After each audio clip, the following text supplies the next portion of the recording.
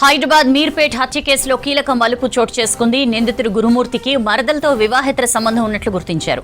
జనవరి 15న భార్య మాధవిని హత్య చేసి ముక్కలు చేశాడు భర్త గురుమూర్తి.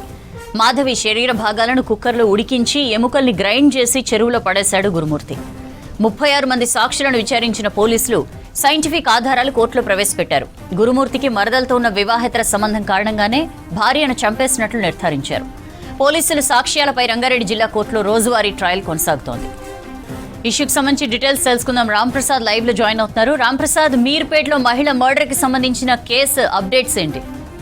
సౌజన్య, తెలంగాణ రాష్ట్ర వ్యాప్తంగా సంచలనం సృష్టించినటువంటి మాధవి హత్య కేసు. ఎందుకంటే మాధవిని చాలా అతి దారుణంగా ఇండియన్ ఆర్మీలో పనిచేసి రిటైర్ అయినటువంటి గురుమూర్తి హత్య చేయడం అనేది సంచలనం సృష్టించినటువంటి పరిస్థితులు మనం చూసాం. సో ఆ హత్య కేసుకు సంబంధించి అయితే పోలీసులు కేసు నమోదు చేసి ఇన్వెస్టిగేషన్ చేస్తున్న క్రమంలో చాలా రకాలైనటువంటి సైంటిఫిక్ ఎవిడెన్స్ను కూడా సేకరించడం జరిగింది. అంతేకాకుండా ఈ మొత్తం ఘటనకు సంబంధించి కూడా, ఎందుకంటే ఈ సంవత్సరం సంక్రాంతి పండుగ సందర్భంలో తాను తన భార్యను హత్య చేయడంతో పాటు హత్య చేసినటువంటి ఒక మృతదేహాన్ని అయితే ఇటు పలు విధాలుగా చిత్రహింసలు గురిచేసి తను మృతదేహం కనిపించకుండా, ఆనవాళ్ళు కూడా లేకుండా చేసినటువంటి హత్యనైతే పోలీసులు చాలా కీలక ఆధారాలను సేకరించారని చెప్పవచ్చు. ఎందుకంటే తాను హత్య చేసిన అనంతరం తాను ఉపయోగించినటువంటి వస్తువులు కానీ, తాను ఉపయోగించినటువంటి కత్తులతో పాటు తాను వంట రూమ్లో ఉపయోగించినటువంటి వంట సామాగ్రి మొత్తాన్ని కూడా ఇటు పోలీస్ అధికారులు అయితే విచారణలో భాగంగా ఇటు ఫోరెన్సిక్ సంబంధించినటువంటి ఒక ఆధారాలతో పాటు ముఖ్యంగా మనం చూస్తే ఈ కేసులో చాలా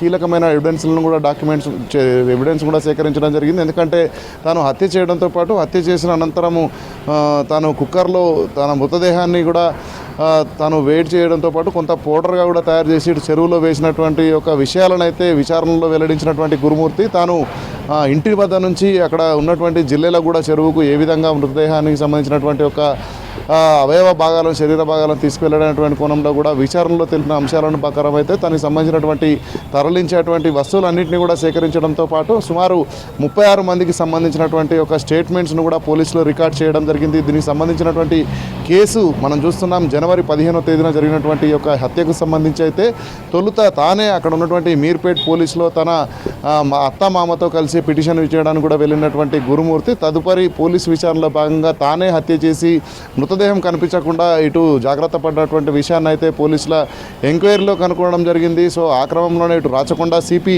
సుధీర్ బాబు కూడా ప్రత్యేకంగా ఇటు పోలీసు అధికారులకు డైరెక్షన్స్ ఇవ్వడంతో పాటు ఈ కేసును చాలా సీరియస్గా తీసుకున్నటువంటి రాచకొండ పోలీసులు అయితే ఈ కేసులో చాలా రకాలైనటువంటి సైంటిఫిక్ ఎవిడెన్సెస్తో పాటు అక్కడ తను ఏదైతే హత్య చేశానని చెప్పినటువంటి ఒక వివరాలు ఉన్నాయో, దర్యాప్తులో చెప్పినటువంటి విషయాల ఆధారంగా అయితే చాలా రకాలైనటువంటి ఎవిడెన్స్లను కూడా కోర్టులో సమర్పించడం జరిగింది. దానికి సంబంధించి ప్రస్తుతం ఆ కేసు రాజేంద్రనగర్ కోర్టులో అయితే రోజువారీ ట్రయల్స్ కొనసాగుతున్న క్రమంలో ఇప్పటికే మనం చూస్తున్నాం గురుమూర్తి తాను హత్య చేయడానికి విచారణ సమయంలో ఎలాంటి యొక్క ఆధారాలు చెప్పకుండా, ఎందుకంటే తాను తన భార్యను ఎందుకు హత్య చేశాడో చెప్పడంలో కొంత పోలీసు అధికారులకు సహకరించినప్పటికీ కూడా విచారణలో భాగంగా పోలీసులు హత్య చేయడానికి గల మోటోను కూడా చెప్పలేనటువంటి సిచ్యువేషన్ ఉండేది. కానీ ఇటు విచారణలో భాగంగా అయితే చాలా రకాల విషయాలను సేకరించడంతో పాటు గురుమూర్తికి తన మరదలితో ఉన్నటువంటి అక్రమ సంబంధం, వివాహేతర సంబంధమే ఇటు మాధవిని హత్య చేయడానికి ప్రధాన కారణంగా అయితే పోలీసులు ఒక నిర్ధారణకు రావడం జరిగింది. సో గురుమూర్తి తన మరదలి పైన ఉన్నటువంటి ఒక వివాహేతర సంబంధంతోనే ఇటు మాధవిని అడ్డు తొలగించుకునేటువంటి కోణంలోనే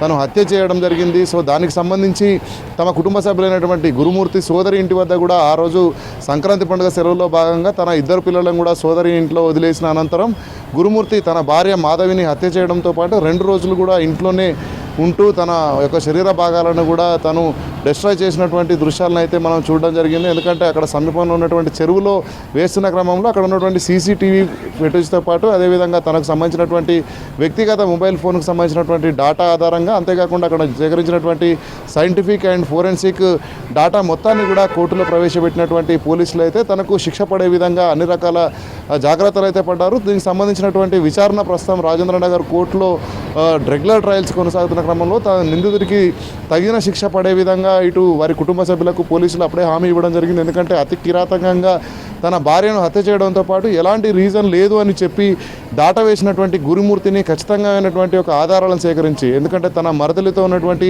వివాహేతర సంబంధం కారణంగానే ఇటు మాధవిని హత్య చేసినట్టు కూడా ఒక నిర్ధారణకు వచ్చినటువంటి పోలీసులు అయితే దీనికి సంబంధించి నిందితుడికి శిక్ష పడే విధంగా అయితే పూర్తి స్థాయిలో ఇటు పోలీసుల దర్యాప్తు అనేది